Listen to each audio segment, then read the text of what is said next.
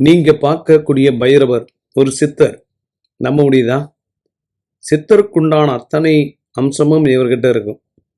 சாதாரண நாய்கள் போல கிடையாது. அங்கே சங்கு சவுண்டு கேட்டாலே ஒரு சித்தர் ஜீவசமாதியில் இவரும் கூட வந்து பிரார்த்தனை பண்ணுவார். அவ்வளோ ஈஸியாக யாரையும் எதுவும் பண்ணுறது கிடையாது. அவ்வளோ ஈஸியாக யார் பிஸ்கெட் போட்டாலும் சாப்பிட்றது கிடையாது. ஆழ்ந்த யோசனையில் இருப்பார். இவர் எப்போ ரியாக்ட் பண்ணுவார், ஆக்ட் பண்ணுவாருன்னு யாருக்குமே தெரியல. சித்தருக்குண்டான அத்தனை அம்சமும் இவருக்கு. ஒரு சித்தருடைய ஜீவசமாதியிலே சுற்றி கொண்டிருக்கக்கூடிய ஒரு பைரவ சித்தர் அப்படின்னு இவரை சொல்லலாம். நிறைய மக்கள் இவரை வணங்கிட்டு போகிறவங்களும் உண்டு. சித்தரோட ஜீவசமாதியில் வந்து எங்கேயுமே போக மாட்டார், அங்கேயே படுத்திருப்பார். அவ்வளோ ஈஸியாக யார்கிட்டும் அட்டாச்சும் ஆக மாட்டார்.